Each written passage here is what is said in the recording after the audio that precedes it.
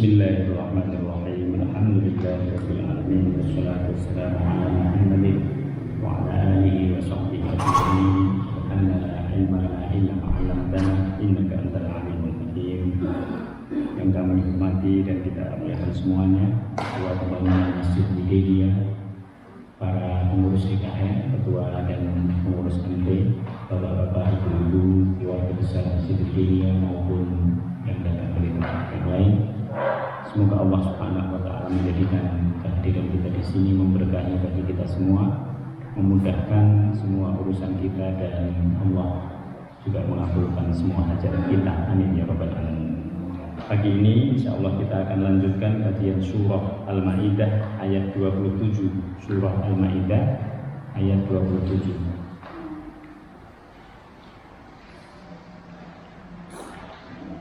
Mari kita baca bersama-sama beberapa ayat yang menjadi tema dari kajian kita pada kesempatan pagi hari ini.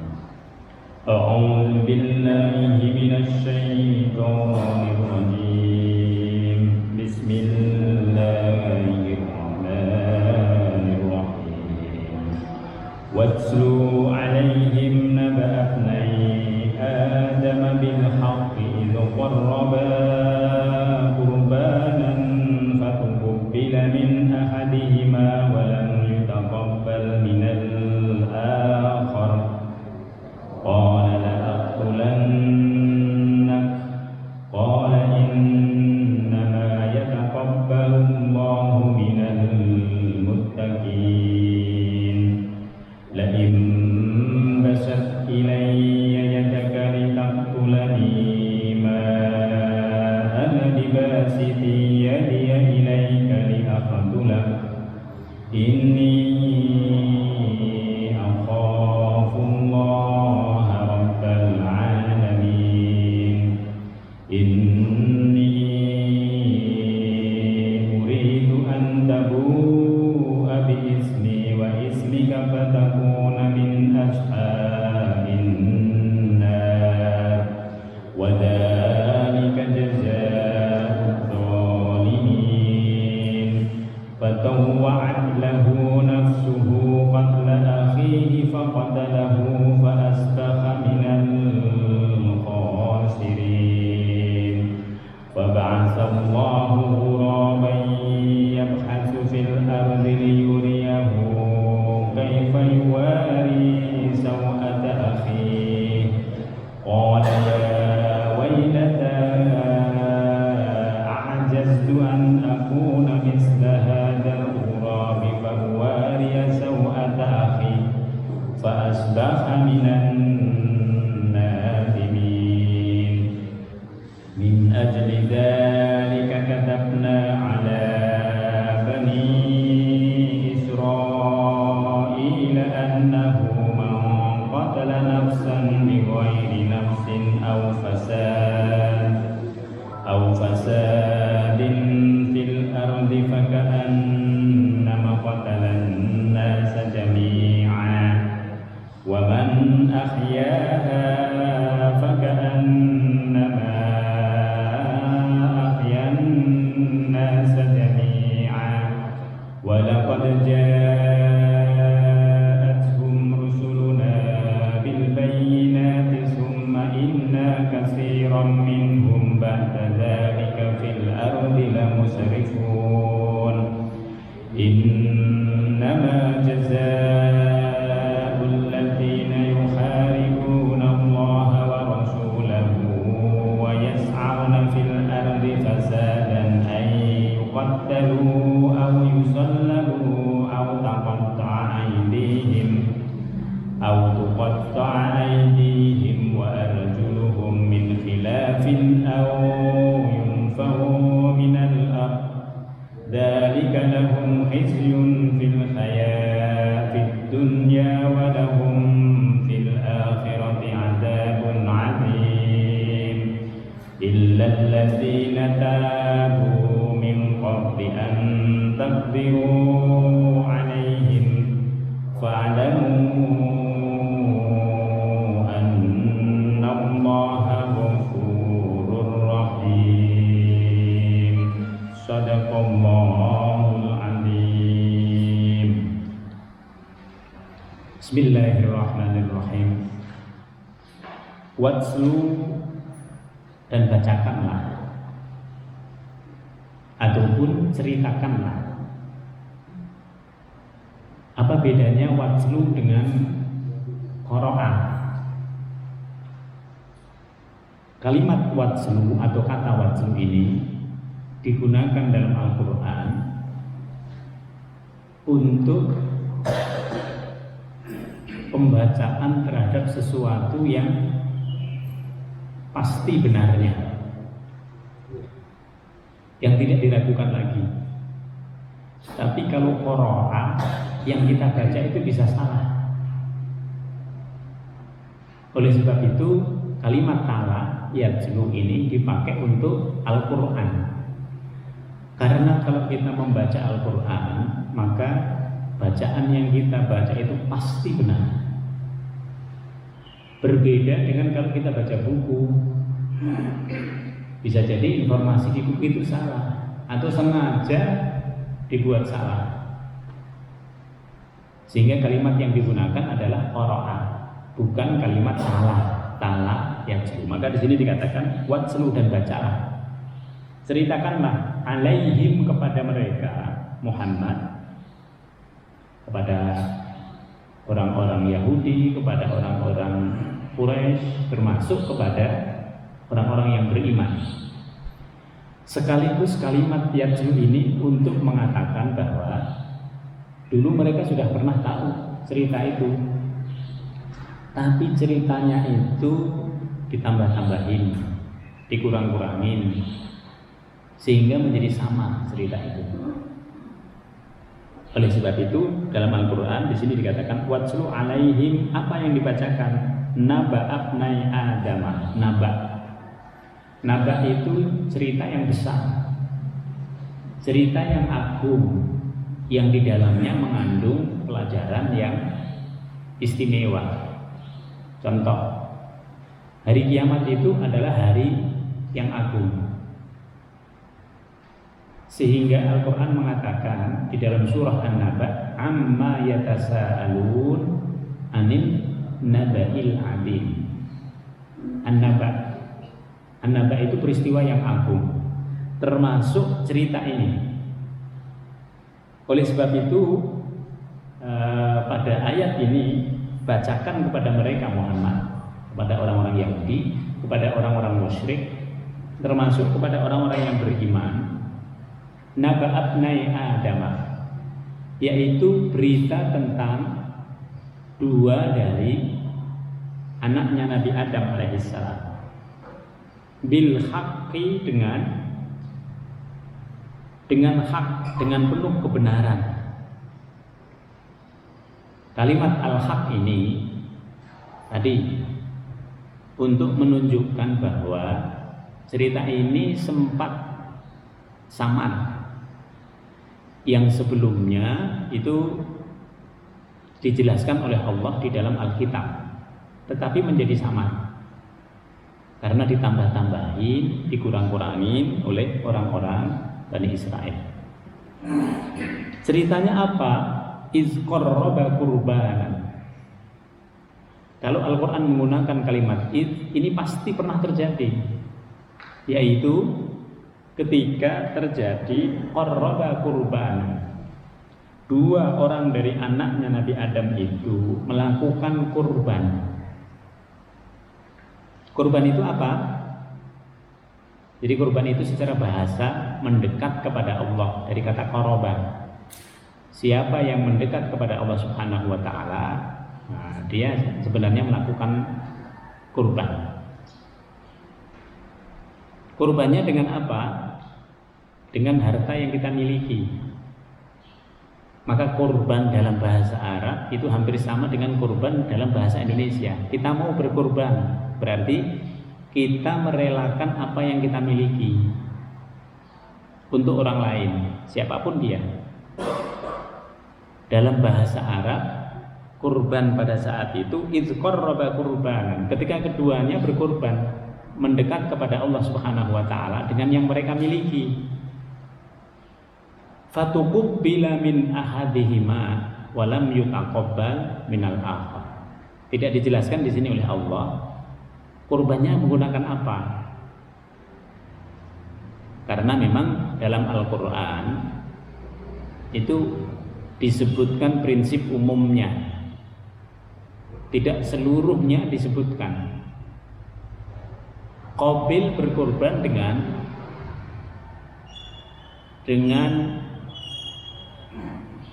hasil pertanian yang dia dapatkan. Lalu adiknya yang bernama Habil berkorban dengan binatang ternak. Karena Qabil ini seorang petani, sementara Habil ini seorang peternak.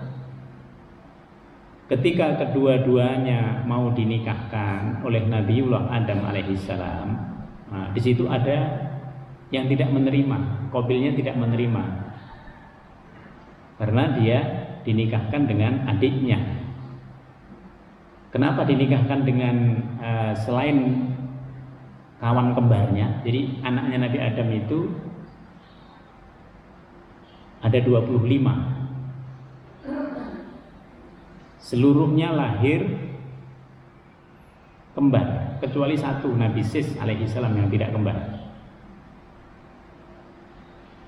Qabil bersama pasangannya kembar, lalu Habil bersama pasangannya. Ketika dua-duanya sudah dewasa, saatnya mau dinikahkanlah oleh Nabi Adam alaihissalam atas perintahnya Allah dengan cara silang. Cara silang itu kita nggak boleh menikahi kembaran kita. Kenapa begitu? Karena yang disebut bersaudara pada saat itu yang tidak boleh dinikahi adalah yang kembar. Nah, sekarang ini sudah tidak begitu lagi. Sekarang ini sudah berubah hukumnya. Karena dia tidak terima, lalu Allah Subhanahu wa taala memerintahkan kepada keduanya untuk melakukan pengorbanan. Pengorbanan itu adalah dengan tadi merelakan apa yang kita miliki ditujukan kepada Allah Subhanahu wa taala. Jadi kalau kita melakukan sesuatu, kemaslahatan dari yang kita lakukan itu untuk orang lain, niat kita kepada Allah, disitulah disebut dengan kurban. Sama dengan kita sembelih kambing.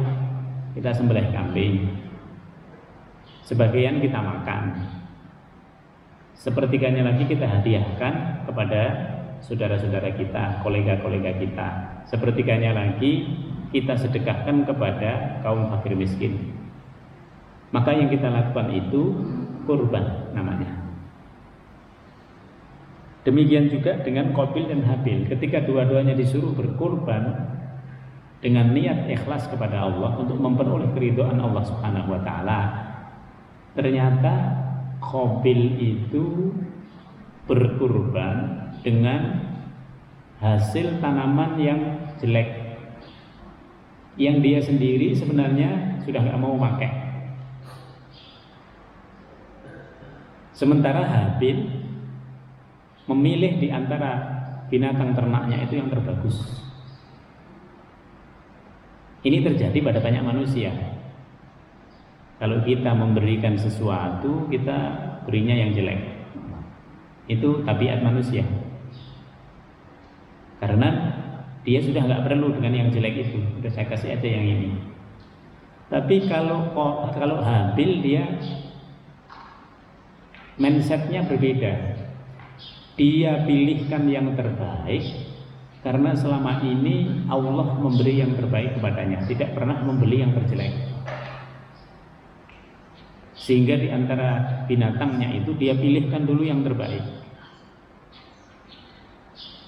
Lalu dia ikhlaskan kepada Allah Subhanahu wa taala. Bapak Ibu bisa melihat kalau kita memberi kepada orang dengan sesuatu yang jelek, itu motifnya bermacam-macam.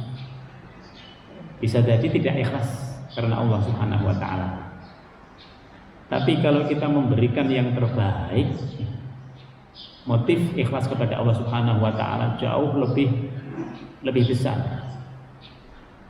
Karena kita memberi bisa yang terbaik, apalagi yang tidak terbaik itu udah gampang bagi kita.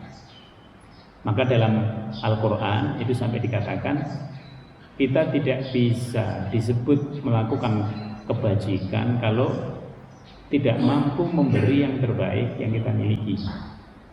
Lan tanalul birra hatta tunfiqu mimma tuhibbun.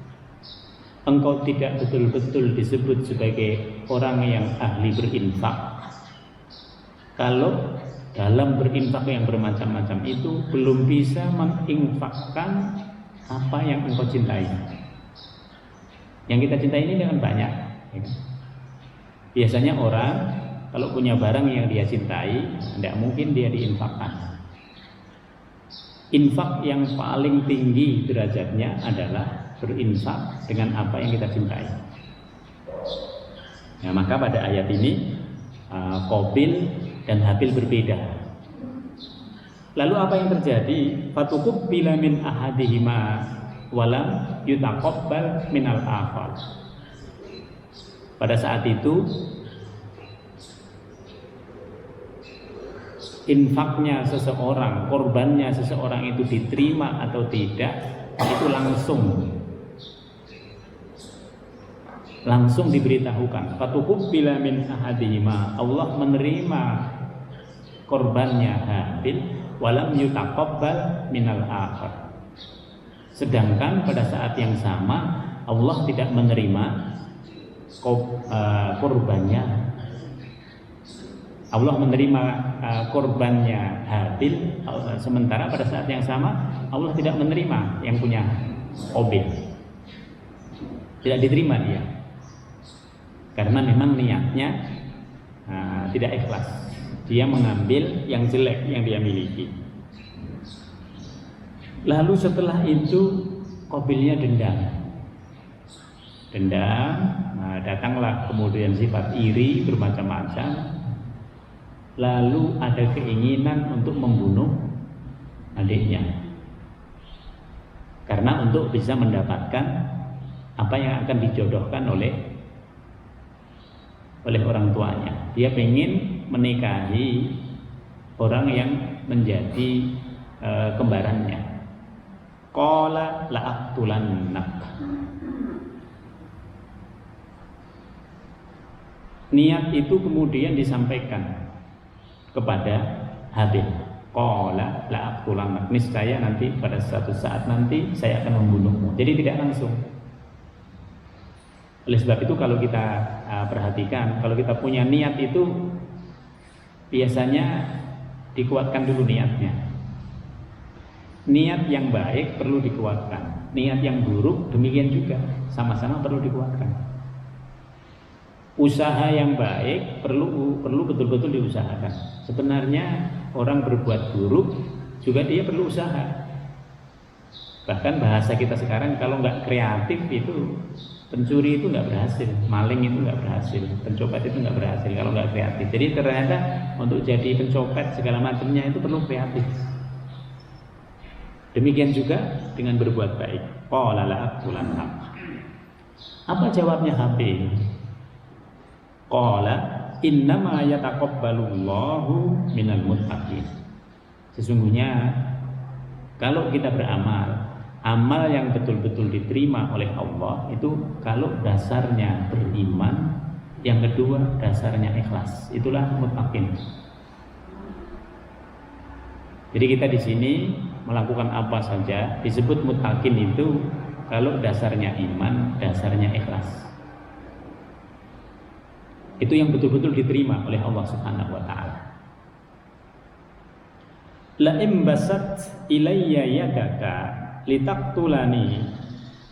Kemudian Habil ini pada kesempatan yang lain masih mengatakan kepada Qabil, kepada kakaknya, la imbasat yadaka, jika engkau hendak menggerakkan tanganmu, kalau engkau betul-betul akan membunuh saya, litaqtulani ma ana bibasitin yadiya ilaik liaqtulak. maka niscaya saya tidak akan melakukan apapun untuk membela. Kenapa? Karena dia tahu kakaknya ini muslim. Kalau sama-sama orang muslim, kemudian dia berusaha mau membunuh kita, kalau kita juga berusaha membunuh dia, kalau dia yang terbunuh, bahayanya ada di kita. Maka Habil ini saya akan serahkan kepada Allah Subhanahu wa taala, supaya bukan saya yang menjadi pembunuh. Inilah yang nanti terjadi menurut sebagian ulama pada Utsman. Ketika Utsman itu datang para pemberontak yang mereka itu adalah orang-orang muslim, dan kemudian datang pengikut-pengikut Utsman untuk membelanya, Utsman mengatakan jangan, biarin aja. Saya tidak ingin menumpahkan darah, apalagi saya dan kalian semua pengikut saya yang menumpahkannya, karena bahaya. Kalau yang dibunuh itu orang muslim, itu bahaya. Utsman tidak ingin mengulangi apa yang terjadi pada Qabil terhadap Habil. Maka saya akan lepaskan kepada Allah Subhanahu wa taala. Inni akhafullah. Ini dia. Saya takut kepada Allah. Kalau sampai yang membunuh itu adalah saya. Kan bisa kita membela, kemudian saya kan hanya membela. Tapi ketika itu terjadi pembunuhan, kita punya dosa juga di situ. Inni akhafullah. Saya takut kepada Allah Subhanahu wa taala, Rabbul alamin, Tuhan sekalian alam. Inni uridu an tabu'a bi ismi wa ismika. Sesungguhnya aku ingin agar engkau kembali dengan membawa dosa membunuhmu, dengan membawa dosa membunuhku, wa ismika, dan dosa engkau sendiri yang melakukan pembunuhan. Dari ini yang paling berat. Ini yang tidak banyak diketahui oleh orang-orang yang merampok, orang-orang yang pembegal di jalan, bahwa ketika dia membunuh orang, bukan hanya dia berdosa atas pembunuhan yang dia lakukan, tetapi semua dosa orang yang dibunuh itu akan beralih kepada dia. Ini yang berat. Masing-masing kita dalam Al-Quran itu punya tanggung jawab terhadap amalan kita. Amalan itu nggak bisa kita limpahkan pada orang lain. Saya yang berbuat, situ yang tanggung jawab, tidak ada. Itu hanya bisa kita ngomong di dunia, di akhirat nggak bisa. Tapi ternyata amalan itu bisa beralih.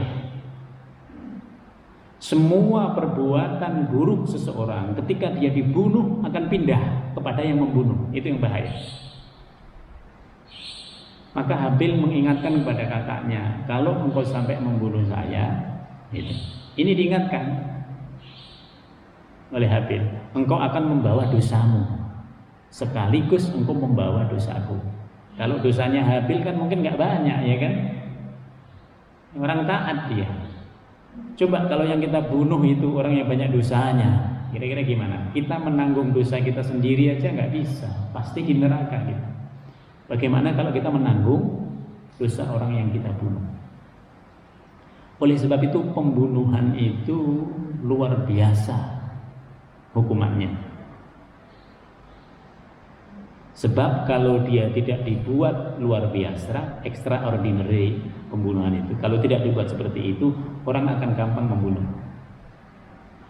Bapak membunuh anaknya, anak membunuh bapaknya, banyak sekali. Nah, itu terjadi. Kalau betul-betul itu terjadi, yang bahaya itu adalah bagi pembunuhnya. Maka pembunuh itu bisa dikatakan hampir pasti dia akan masuk neraka.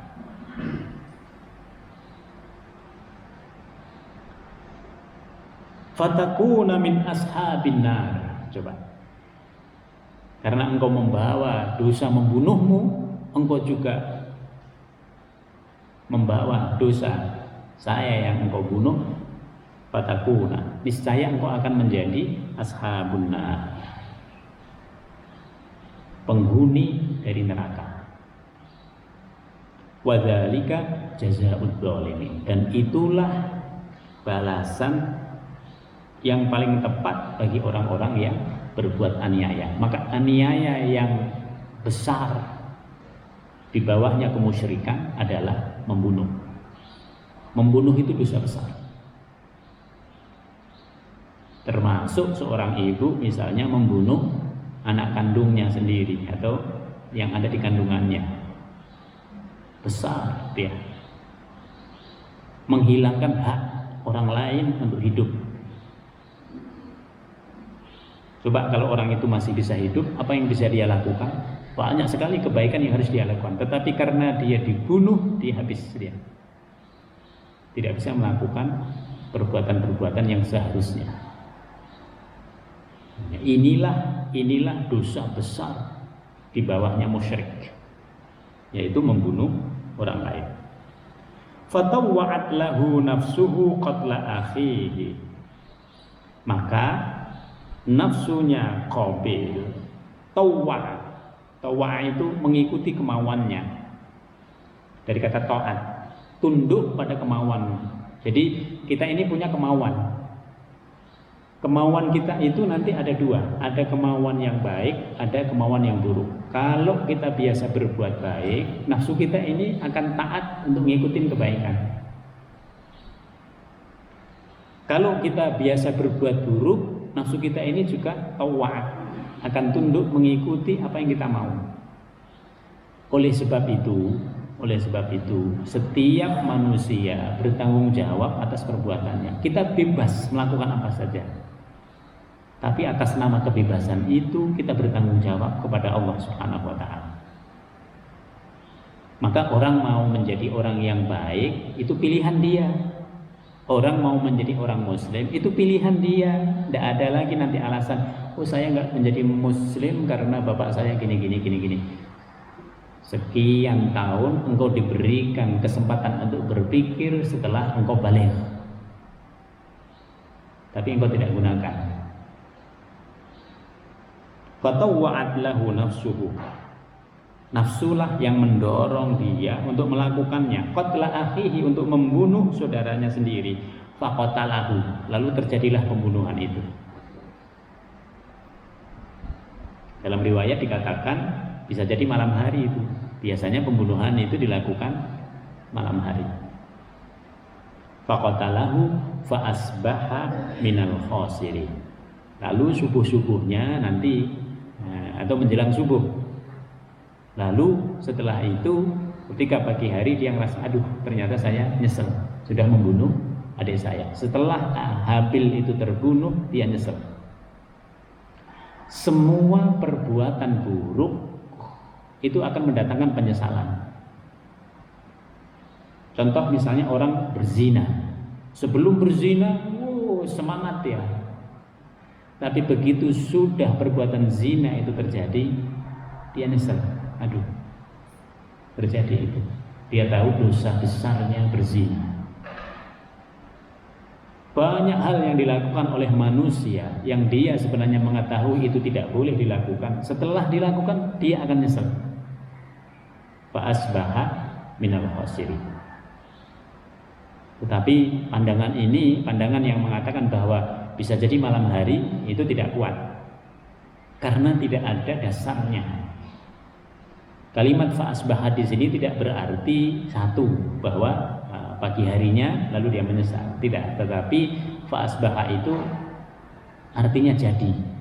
Setelah dia bunuh itu, lalu kemudian fa'asbaha, dia kemudian setelah itu menjadi menyesal. Kenapa dia menyesal?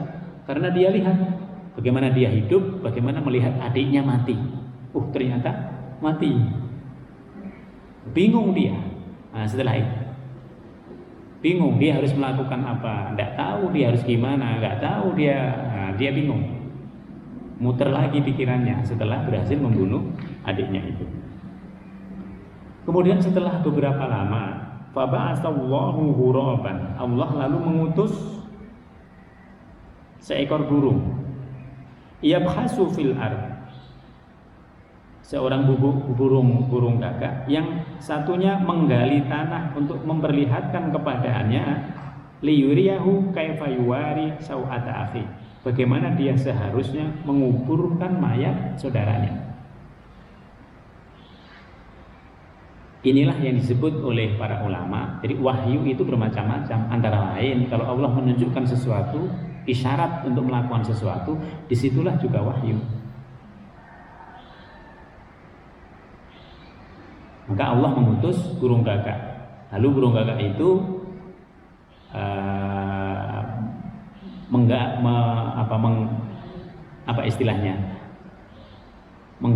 menggaruk-garuk tanah. Lalu burung gagak yang satu dimasukkan ke dalamnya. Qala, setelah dia melihat itu, ini sudah beberapa saat, bukan saat itu, setelah dia berpikir bingung itu, mungkin sudah beberapa hari. Tidak ada yang tahu berapa hari. Tapi dalam beberapa cerita dikatakan itu sudah bukan pada hari yang sama, tapi pada hari yang berbeda. Setelah dia bingung, baru kemudian Allah menurunkan burung gagak ini. Setelah dia melihat bagaimana burung gagak itu menguburkan burung gagak yang lain, dia mengatakan, qala ya wailata a'jaztu an akuna misla hadzal ghurab.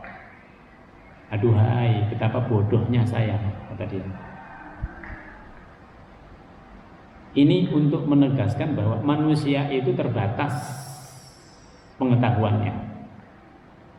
Manusia itu tergesa-gesa. Maka sering dikatakan manusia itu tergesa-gesa. Kenapa tergesa-gesanya? Dia pengen melakukan sesuatu walaupun itu dilarang oleh Allah. Manusia itu tergesa-gesa. Dia pengen mengambil keuntungan dari orang lain. Dia nggak pengen berusaha repot-repot, capek-capek. Dia potong kompas saja. Apa yang dimiliki oleh orang lain, dia rebut, dia rampas. Ini yang disebut dengan manusia itu tergesa-gesa. Pengennya instan. Dia tidak pengen melalui proses yang seharusnya. Setelah dia mengatakan aduhai, ajaz itu, betapa bodohnya saya, betapa lemahnya pikiran saya. Saya tidak bisa berpikir bagaimana harus menyelesaikan mayat adik saya. Padahal gagak yang datang di hadapan dia itu bisa berpikir seperti itu. Bisa dia mencari solusi bagaimana menguburkan adiknya. Karena ini adalah pembunuhan yang pertama yang ada di dunia. Fa uwariya sau'ata akhi. Sehingga aku dapat menguburkan saudaraku. Fa asbaha minan nadimin, maka jadilah aku termasuk orang-orang yang menyesal. Tadi al-khosirin, orang yang merugi. Dia rugi karena selama ini dia bisa berkomunikasi dengan adiknya. Setelah adiknya dibunuh, rugi dia. Dia nggak bisa lagi untuk berkomunikasi, nggak bisa lagi. Dia justru bingung di situ. Fa asbaha minan nadimin, maka dia termasuk orang-orang yang menyesal. Jadi ada kerugian, ada penyesalan. Kalau kita melakukan perbuatan buruk itu ada dua, ada kerugian, ada penyesalan.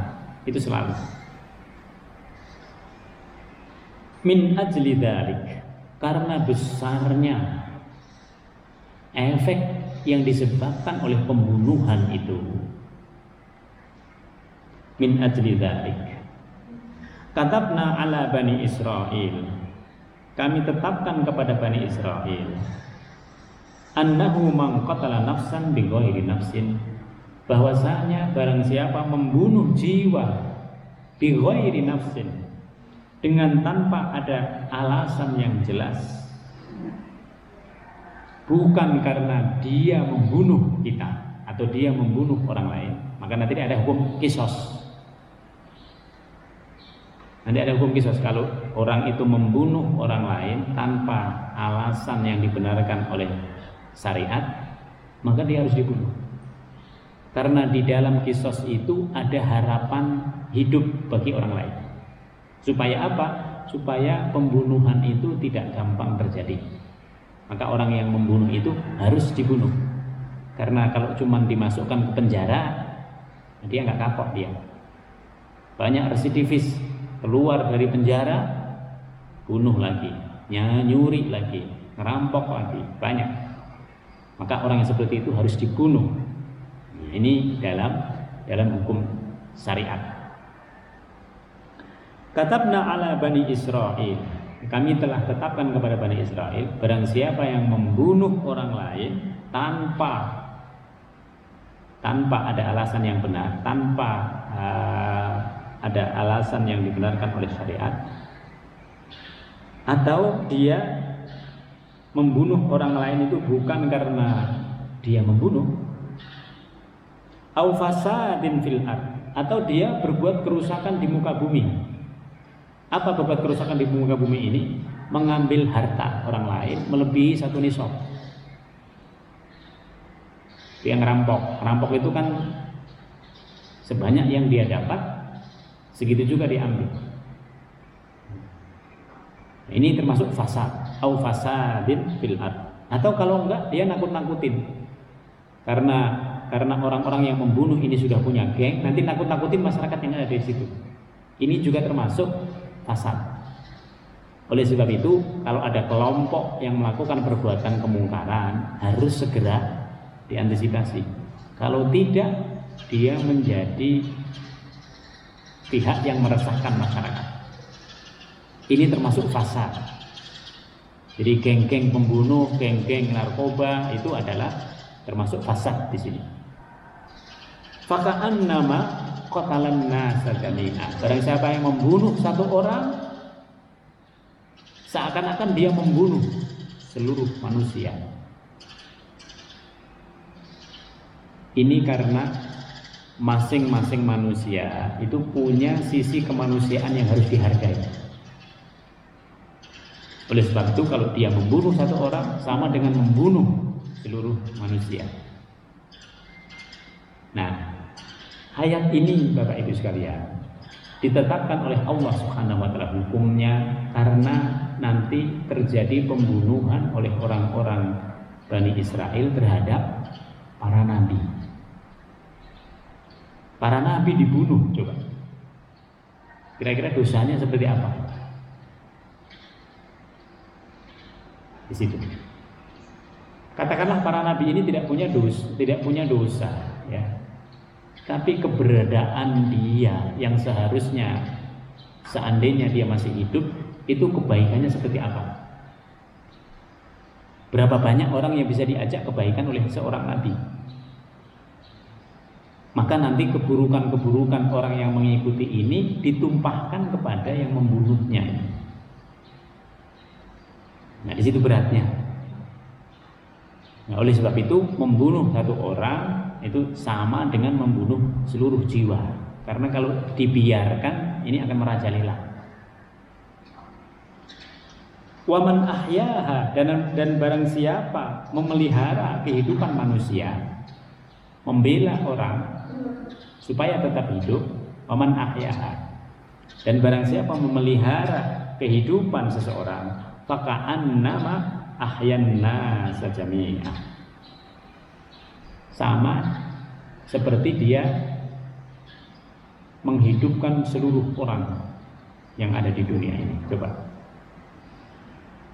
Oleh sebab itu pembunuhan itu sangat dilarang karena besarnya efek baik di dunia maupun di akhirat, sangat dilarang. Walaqad ja'atuhum rusuluna bil bayyinat.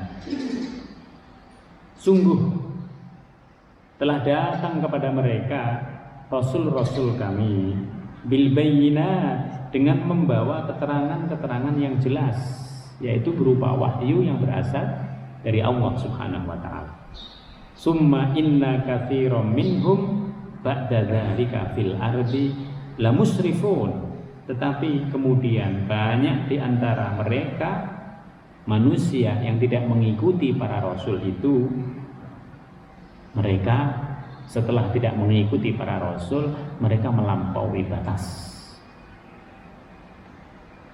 Banyak orang yang tidak mengikuti petunjuknya Allah melampaui batas. Mereka menganggap minum-minuman keras boleh. Mereka menganggap binatang-binatang yang diharamkan oleh Allah itu boleh. Mereka menganggap ini boleh di situ. Itu yang salah. Itu yang disebut nanti melampaui batas. Ketika orang tidak mau mengikuti aturan Allah yang dibawa oleh rasul-rasulnya, maka orang akan mengikuti kehendak dia sendiri. Dan ketika kita mengikuti kehendak kita sendiri, kita melampaui batas. Kan kehendak kita dengan kehendak orang lain bisa berbeda.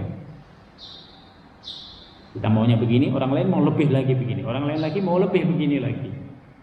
Nah, itulah yang tidak diperkenankan dalam kehidupan ini. Oleh sebab itu hukumnya Allah itu jelas. Ada batas bolehnya di mana, ada batas tidak bolehnya sampai mana. Innama jazaa'ul ladzina yuharibuna Allah wa rasulahu wa yas'auna fil ardi fasadan ay yuqattalu.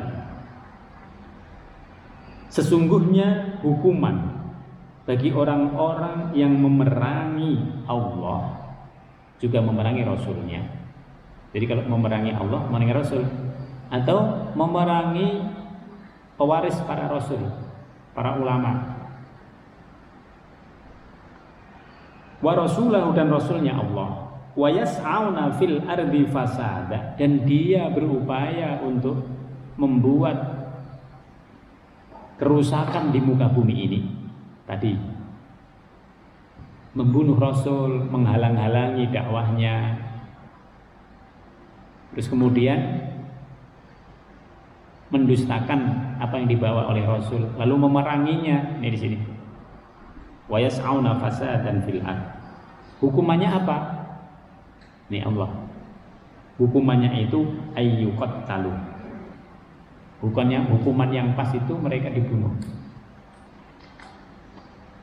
karena membahayakan para rasul. Jadi aslinya orang-orang yang memusuhi para rasul itu hukumnya memang harus dibunuh, ayyuqattalu. Aw yusallabu, atau dia disalib. Kalau dia tidak sampai membunuh, hanya mengambil barangnya orang-orang yang beriman, nah dia disalib hukumnya, supaya menjadi pembelajaran bagi yang lain. Au taqatta'a aydihim, atau dipotong tangannya, wa arjuluhum, dan juga kakinya, min khilafin, secara silang. Kalau dia mencuri, potong tangannya. Tapi kalau udah melampaui batas, potong tangan dan kakinya. Supaya apa? Supaya jelas bahwa mereka ini adalah orang-orang yang menentang agamanya Allah Subhanahu wa taala. Ini keras ini. Nah, tetapi hukuman ini nanti pada kenyataannya lalu berbeda-beda di satu tempat.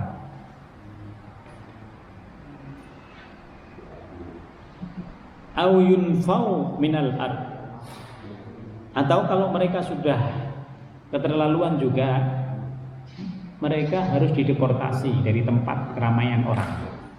Au yunfau fil ard, atau diasingkan dari tempat keramaian manusia. Ini pernah terjadi kepada Musa Samiri,